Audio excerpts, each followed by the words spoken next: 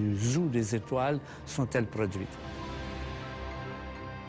Parmi les étoiles, il y en a à peu près une sur 10 qui est un véritable poids lourd, c'est-à-dire une étoile dont la masse dépasse à peu près 10 fois la masse du Soleil. Alors, on en connaît par exemple un bel exemple visible à l'œil nu, c'est une étoile qui s'appelle Bételgeuse.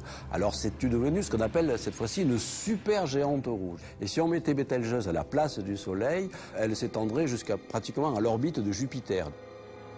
Des collègues de l'Observatoire de Paris ont observé des sortes de panaches de gaz qui s'échappent de Bételgeuse et qui ont la taille pratiquement de tout le système solaire. Donc ça veut dire que c'est une étoile qui est plus en très bonne santé, c'est une sorte de bombe à retardement. Il va y avoir tout un flot de réactions nucléaires qui va fabriquer successivement les éléments, le magnésium, l'aluminium, le silicium, etc., jusqu'au fer. Et là, il va se passer une véritable catastrophe dans l'étoile. Le cœur de fer va subitement s'effondrer sur lui-même en une fraction de seconde. Qu'est-ce qu'il va former? Eh bien, il va former un deuxième type de cadavre stellaire beaucoup plus concentré qu'une naine blanche. On appelle ça une étoile à neutrons. C'est une étoile incroyablement compacte qui a à peu près 10 à 15 km de rayon seulement, mais la masse d'une étoile. C'est donc à peu près la masse d'une montagne rassemblée dans un dé à coudre. Alors imaginez, ça veut dire que cette fois-ci, un dé à coudre d'une étoile à neutrons pèserait entre 100 millions et 1 milliard de tonnes.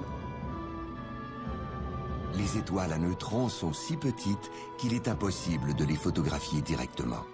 Mais elles trahissent leur présence en émettant des pulsations très régulières qui ont attiré l'attention des astronomes.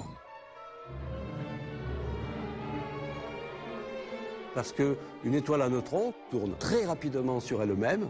Au-dessus des pôles magnétiques, il y a des phénomènes particuliers d'émission de rayonnement sous la forme de deux faisceaux, un petit peu comme les faisceaux d'un phare. Et comme l'étoile tourne, on détecte un signal radio, une sorte d'impulsion qui signale en fait le passage du faisceau. Et donc on a une sorte de véritable toupie magnétique qui tourne dans l'espace. Alors sur ce noyau extrêmement dur, cette étoile à neutrons formée au centre de l'étoile, les couches de gaz s'effondrent et rebondissent.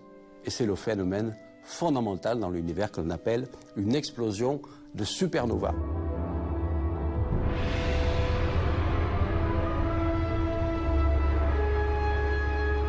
L'enveloppe gazeuse de l'étoile va être projetée dans l'espace, déchiquetée par une gigantesque explosion cosmique qui va libérer une énergie phénoménale. Autant d'énergie que le Soleil pendant 10 milliards d'années.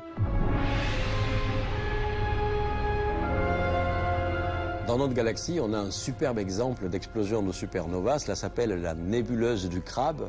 En fait, c'est le vestige d'une explosion qui a été vue pour la première fois par un astronome chinois en l'an 1054.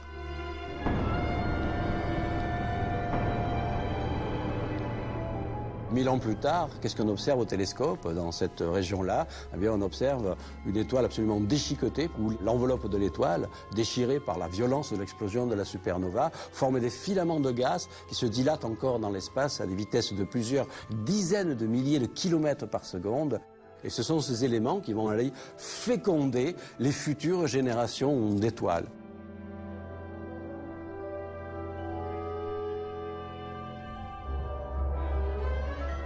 Une seule étoile peut projeter dans l'espace une masse de fer équivalente à 20 000 fois celle de la Terre.